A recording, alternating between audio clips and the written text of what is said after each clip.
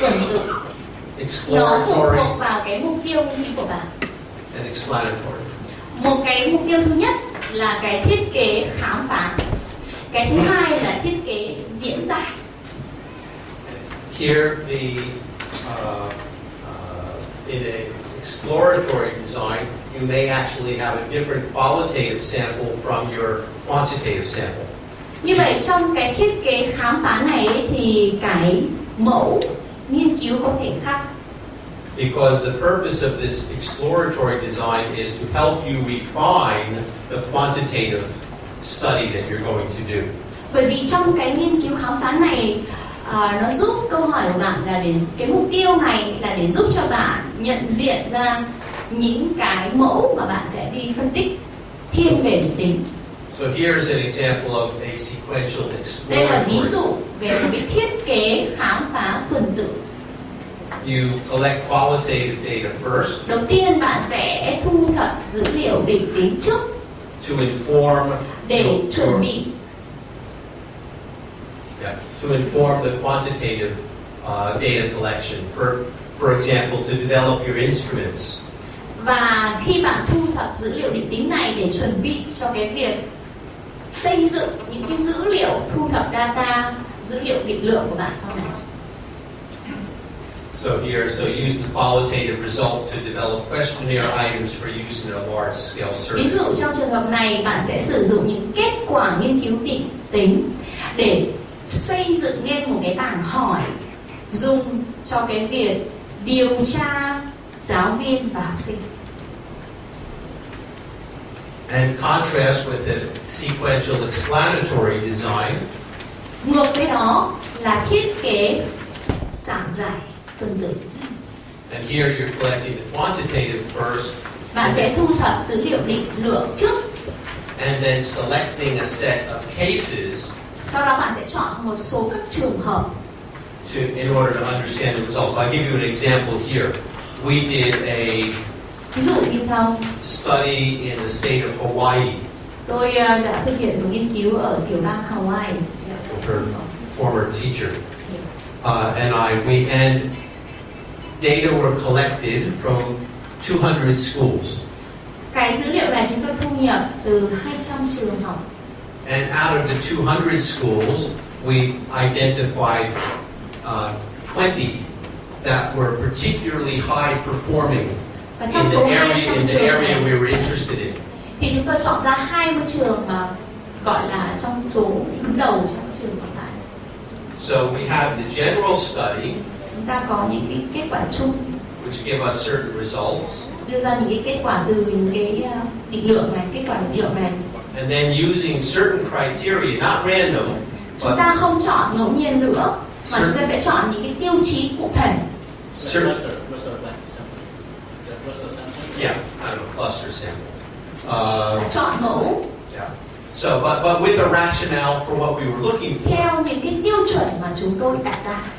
You could have, and that's what we did. We picked 25 high-performing schools. Chúng ta chọn 25 trường tốt nhất. To go in and do interviews with staff in those schools. Để đi làm các cuộc phỏng vấn cho phần định lượng. Xin lỗi tính. We could have used a different strategy. Vâng, chúng ta có thể sử dụng phương pháp khác trong trường hợp này. We could have picked 10 high performing and 10 low performing. 10 trường tốt nhất và 10 trường tồi nhất. And then go in and do interviews to see. Và chúng tôi cũng có thể thực hiện phỏng vấn để tìm hiểu cái sự khác biệt. So, your point back here was that you can have bias because you're not, if you don't, that you need to use random sampling here, or you may have some kind of bias. Và cái ý của bạn ấy là bạn sợ rằng ở trong cái thời điểm này bạn sẽ có những cái vấn đề thiên vị trong việc chọn mẫu của bạn.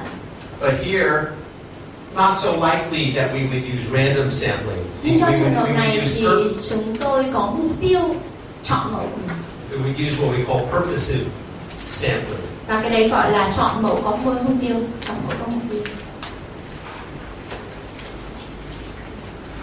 So, I'm not going to ask you to answer these questions. Tôi sẽ không bắt các bạn phải trả lời tất cả những câu hỏi này. But here's what I hope we would have left with today. Here's what I hope we would, the understanding that we would have today. Và đây là những câu hỏi mà tôi hy vọng là chúng ta trong buổi học này các bạn sẽ hiểu được. A clearer understanding of qualitative and quantitative research. Và các bạn sẽ có một cái hiểu biết rất là cụ thể rõ ràng về phương pháp định tính và phương pháp định lượng. What they are. Chúng có những đặc điểm như thế nào? What their strengths and weaknesses are. Những điểm mạnh và những ưu điểm và những nhược điểm của những phương pháp này. What mixed methods research is. Và sau cùng là phương pháp hỗn hợp là gì? Why we might want to use mixed methods research. Tại sao chúng ta lại muốn dùng phương pháp hỗn hợp? And then some of the different approaches or designs for mixed methods research. Và một số những phương pháp để thiết kế lên những cái nghiên cứu theo dạng hỗn hợp.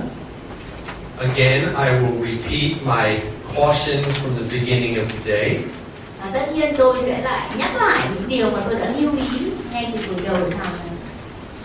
We can't go deep in depth. Chúng ta không thể nào nói sâu hơn.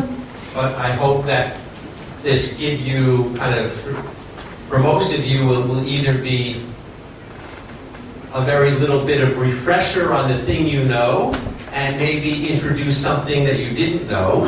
Có lẽ là tôi hy vọng rằng buổi này có thể là giới thiệu với các bạn những cái ý tưởng mới mẻ hoặc những điều các bạn làm củng cố thêm những điều các bạn đã biết. Whether your background is qualitative or Cho quantitative. dù bạn có kinh nghiệm về định tính hay là định lượng. I've included here some online resources. Tôi đã đưa ra đây những cái nguồn tài liệu mà các bạn có thể tìm hiểu thêm về chủ đề này. So I think you can find these. Để các bạn có thể tìm đọc thêm. As well as some readings. Và một số những bài đọc thêm. And there's a couple of pages of readings here. Đây là những bài đọc thêm rất có ích trong cái phương pháp hỗn hợp, các bạn có thể tìm thêm. So, before we go to Q&A, Trước khi chúng ta đi vào phần câu hỏi và trả lời, I'd like you to write down one thing that you learned today. tôi muốn các bạn hãy viết xuống một điều mà các bạn đã học trong buổi ngày hôm nay. That was either new, Có thể là mới, or could be quite useful to you, hoặc có thể là rất ích lợi. or something else that today's seminar makes you want to learn more about.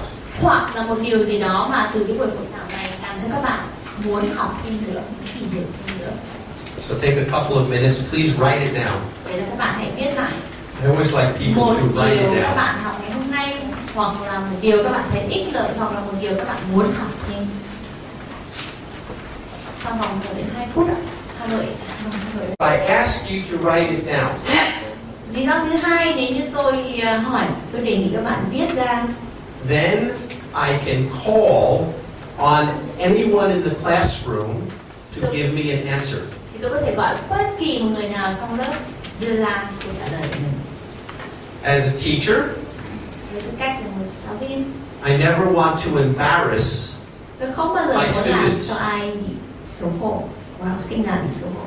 So if I simply say, Nếu như tôi think chỉ of nói, something, nghĩ về một điều gì đó, and then maybe she didn't think of anything, và có lẽ nếu như cái học sinh này chẳng nghĩ đến cái gì thì, and then I call on và nếu her, như tôi sẽ gọi cô ấy thì then not good.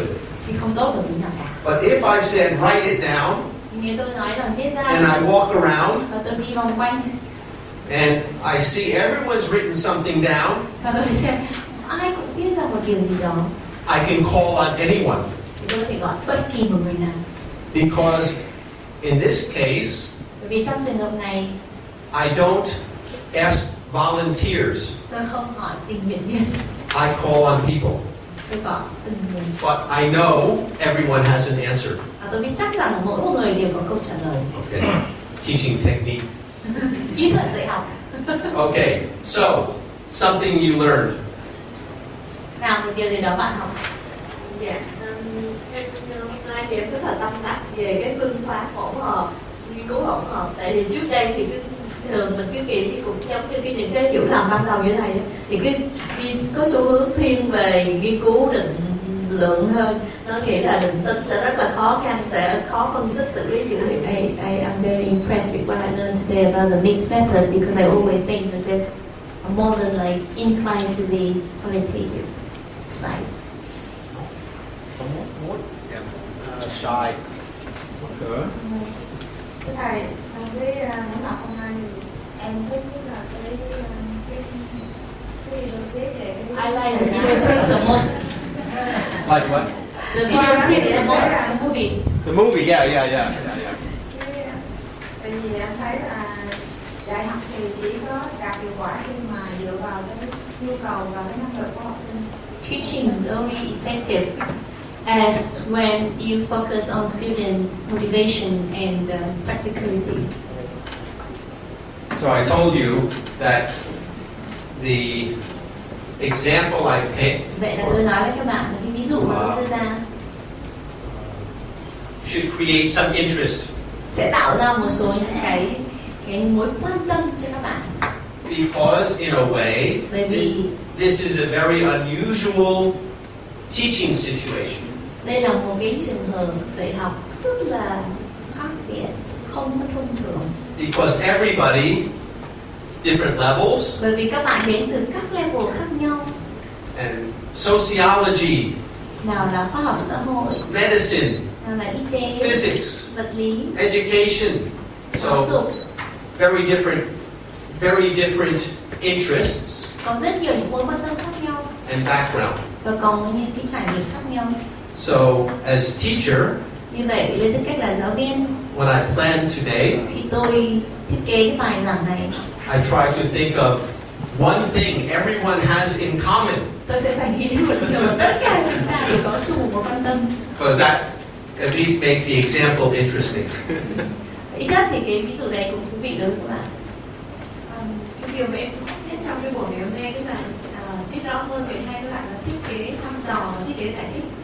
I know more about the design exploratory designs. I know more about the tools. Em nghĩ hôm nay thì em cũng có thể là hiểu qua buổi học này thì có thể là đánh giá được nghiên cứu qua việc sử dụng phương pháp và nghiên cứu. I could evaluate a research, a study based on the methods. Good point. Yeah. Good. I like that. Có. Always.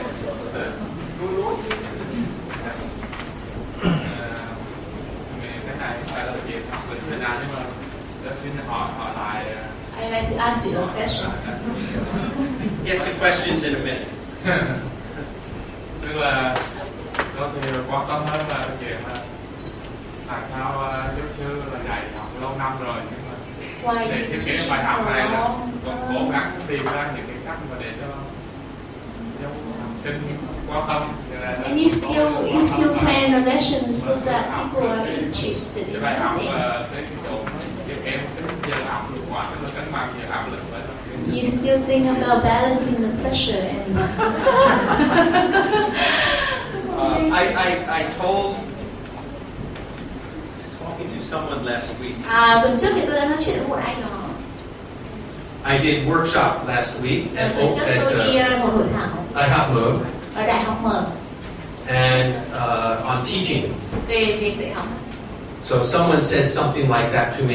Và một ai đó cũng hỏi tôi câu hỏi tương tự. Well, when people ask question like that, you know how it makes me feel? Khi họ hỏi tôi đấy, các bạn có biết tôi cảm thấy như thế nào không? Old. Tôi cảm Very thấy old. già quá rồi. But I told them Nhưng mà tôi nói với họ that when my father was a doctor, bố của tôi là bác sĩ and he had a patient. và ông có bệnh nhân. His patient was a very, very rich man, Bệnh nhân rất là giàu có. and he was a real estate developer in New York City. Và là một người làm chuyên ngành về bất động sản ở thành phố New York. And he saved this man's life. Cha của tôi đã cứu mạng sống cho ông này. And my father saved his wife's life. Cha của tôi cũng cứu mạng sống của vợ ông ấy nữa. So the man really wanted to do something for my father. Vậy là người đàn ông này rất muốn làm một cái gì đó đặc biệt cho cha tôi. Well, I dropped out of college. Tôi bỏ học, tôi khỏi trường đại học. And my father was worried about me. Và cha tôi rất là lo về tôi. So he talked to the guy and he were talking. Vậy là ông ấy nói chuyện với người bệnh nhân này. And the man had one son. Có một con trai. And he wanted his son to come into his business. Và muốn con trai của ông ấy đi theo nghề của ông ấy. And his son said very boring. Và con trai ông nói chán lắm, buồn tẻ lắm. I don't want it. Không muốn. Con không muốn. And so his father thought about it. Vậy là anh bố của. So he said to my father, ông ấy nói với bố tôi, your son, trai của ông, come to work with me. đi làm cho tôi. Then my son, các con trai của tôi, maybe come to work with me. có thể đi làm.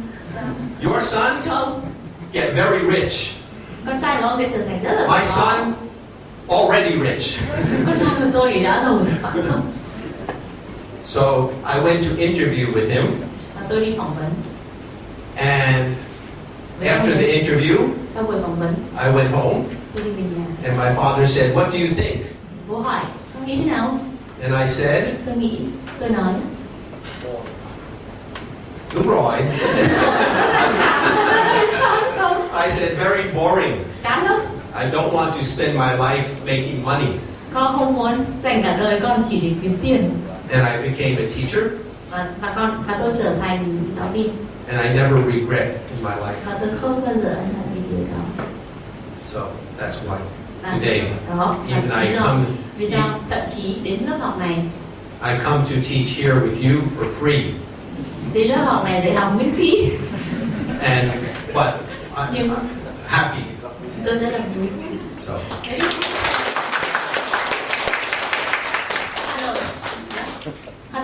Teaching isn't easy. Dạy học không có dễ dàng. You remember our video clip? Anh nhớ cái video clip đấy. What did he say you need? Ông ấy nói là anh cần điều gì? He said, all you need is goddess. Tất cả những điều anh cần là goddess, nghĩa là ước vọng, ước muốn. Desire. Goddess là từ goddess is Spanish word. Spanish means desire. Có nghĩa là ước vọng, ước muốn, desire. Hanoi. Hanoi, các bạn nghe thấy không ạ? Ngủ chưa? Ngủ chưa? Hanoi đi ngủ chưa? Any question? Any comment from Hanoi? Something you learned today from Hanoi? Các bạn đã học được điều gì ngày hôm nay ạ? Vâng, xin mời Hà Nội chia sẻ. Bạn ơi. Tôi có một câu hỏi ạ. Một câu hỏi nhỏ. A small question. Em muốn biết cái tên của bộ phim là gì ạ? You want to know what the name of the movie? Stand and Deliver. Stand. Bộ phim đấy tên là Stand and Deliver. S-T-A-N-D, stand, like stand up. Right. Yeah, I write it on the board. Thank you. Stand and Deliver. And what year again? I got it in 1960s. About 1986. Bộ phim từ năm 1986. Stand and Deliver. And it's true story. Câu chuyện của and very, very inspiring. Là một câu chuyện rất là truyền cảm hứng. Tối nay để anh tìm xem.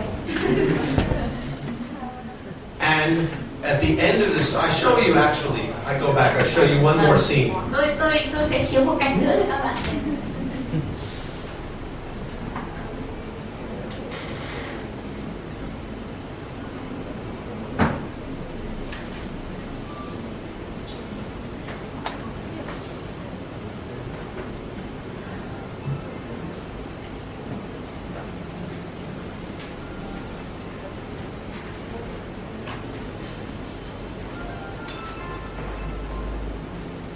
I'll show you the last scene.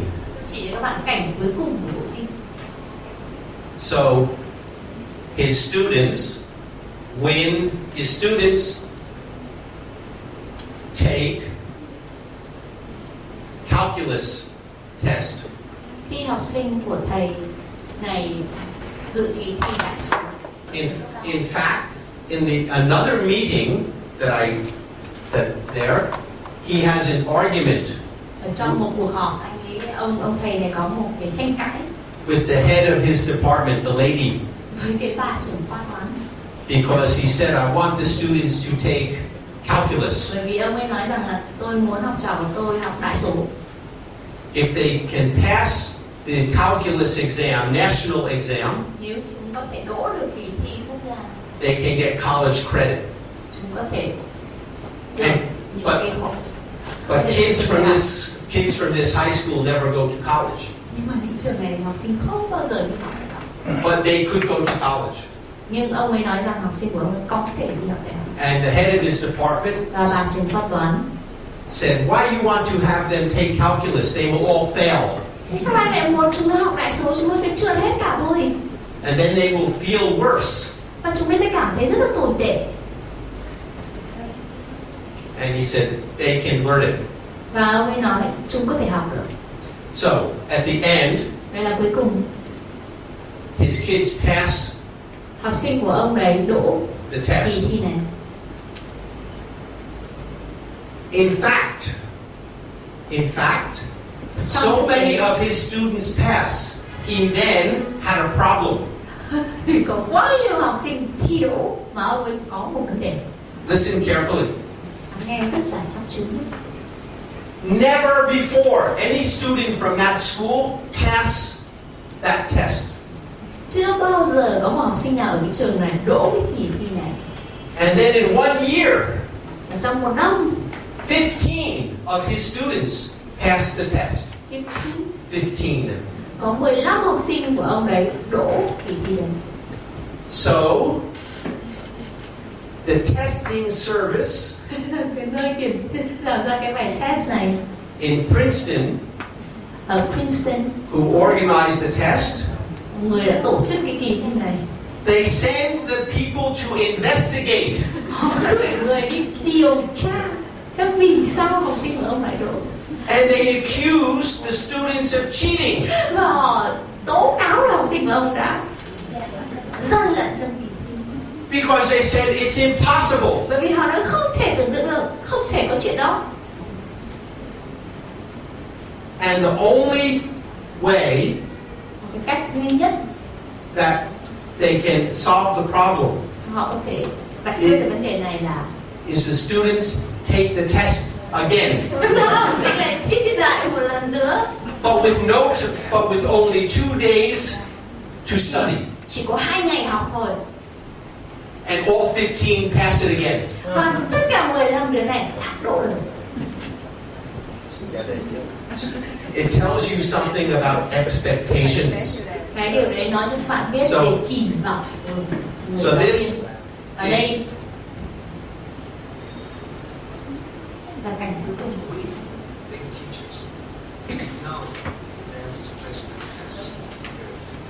We know how hard the test is.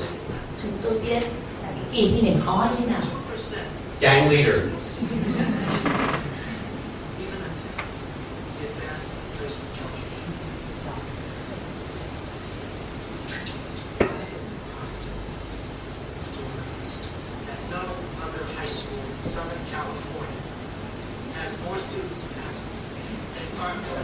No other school in Southern California had more students pass that exam than their school. Không có một học sinh nào ở phía Nam California có số lượng học sinh đỗ nhiều hơn học sinh ở trường.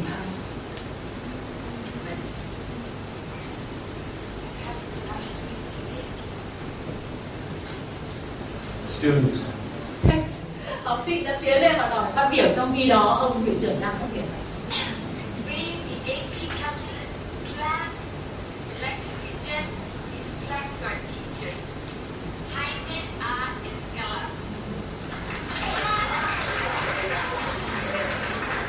Tôi, học sinh của lớp đại số này muốn học quả người giống cho thầy giáo chúng tôi. You remember their first class with him? And he's a PE teacher.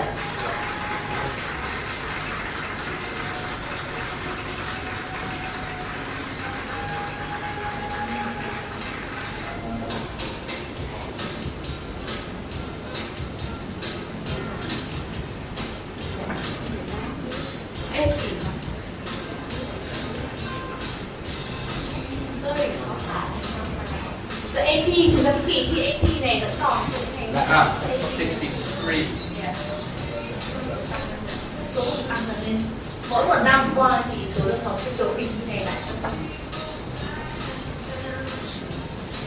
Hiện nay AP vẫn là cái kỳ thi mà tốt nhất, nó ngang ngửa với A-level của chương trình của bên Phát.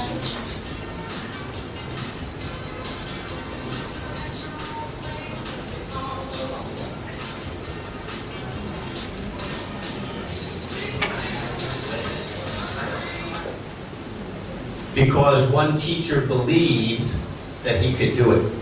Bởi vì một người giáo viên tin là ông ấy có thể làm được đó. So, remember how important you are in the life of your student. Vậy là các bạn hãy nhớ là các bạn quan trọng như thế nào với cuộc sống, cuộc đời của mỗi sinh viên. Two more questions can take. Hanoi, any more questions? Vâng, 2 câu hỏi nữa. Hà Nội, có câu hỏi nữa không? Ho Chi Minh? Remember, you guys ask a lot. Anybody? Please, I would like to have one question. Okay, over here. Hanoi, I give wait one minute. Okay, Hanoi Châu first. kẹo ạ? Hà Nội first. Hanoi. Okay, thank you. Yes, thank you. First of all, I would like to thank you very much for the interesting lecture today, and particularly for wonderful English and interesting translation. Cảm ơn lời xin kính.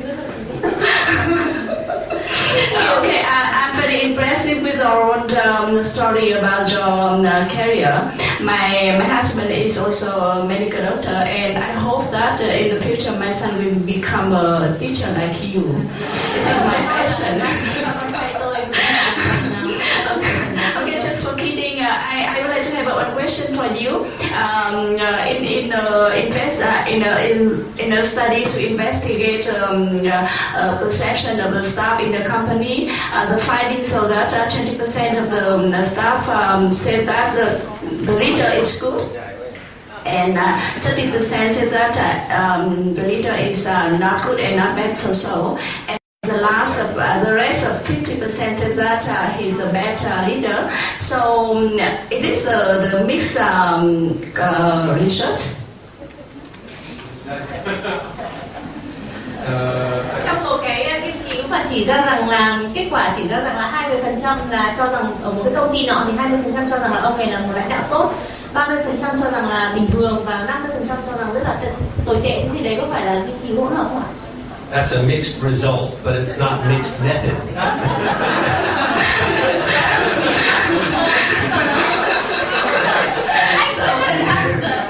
So what kind of research there? So that sounds like they did a survey. They did a quantitative survey. Như vậy cái nghiên cứu này có vẻ như họ cần phải có một cái nghiên cứu định lượng để bổ sung cho cái kết quả này. Yeah, they did a quantitative survey of the staff. Họ cần phải làm một phiếu điều tra của nhân viên của cơ quan này. But that would be a very good study to then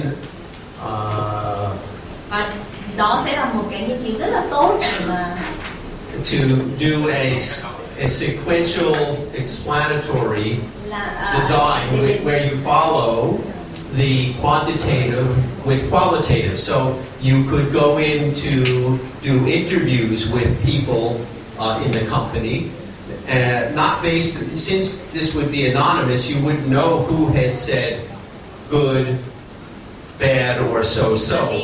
Trong cái nghiên cứu này thì có thể là dựa trên những cái câu trả lời mà không có danh tính, tức là câu trả lời giấu tên ấy.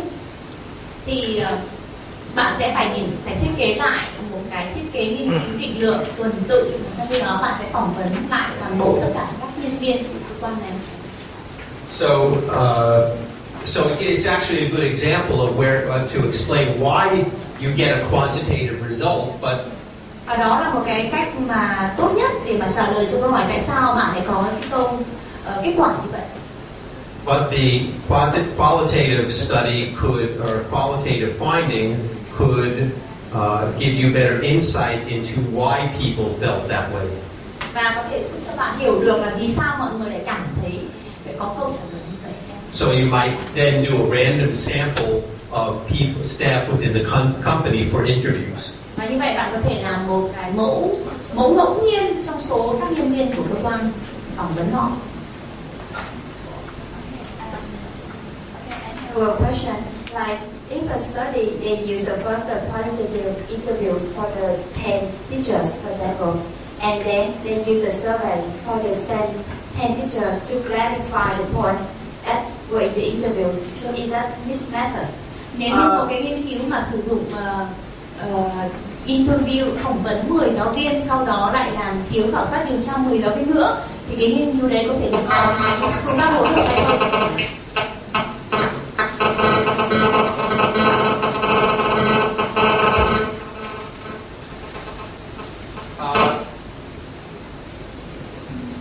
Sequential or concurrent?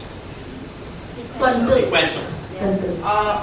I can't think of the situation where you would first do interview and then do survey with the same people, limited to the same small set of. Tôi rất ít khi nghe nói đến một cái nghiên cứu nào đó mà sử dụng phương pháp nghiên cứu định tính với định lượng cùng với một mẫu giống hệt. The purpose is that to clarify the points. Cái này.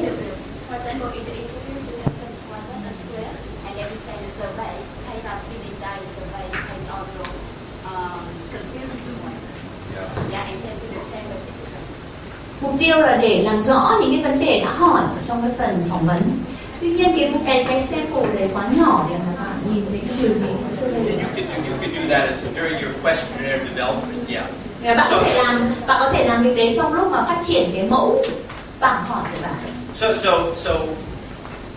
not sure it might. Hello. Yeah. So what you're talking about there is really questionnaire development. Cái điều mà bạn đang nói thực ra là cái giai đoạn phát triển bảng hỏi của một nghiên cứu, chứ nó không thể nào là một cái phương pháp hỗn hợp được. In several stages. Trong một vài cái giai đoạn của một nghiên cứu đó. So what you just said, I think, is qualitative interviews to understand the issue. Develop your questionnaire.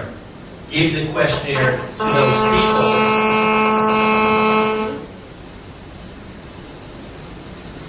Give the questionnaire to those people to see whether you're accurately capturing what they were suggesting, but you're not actually using that as data for the study. You then take the questionnaire and you use it in a larger study. Như vậy trong thực tế thì nếu như tôi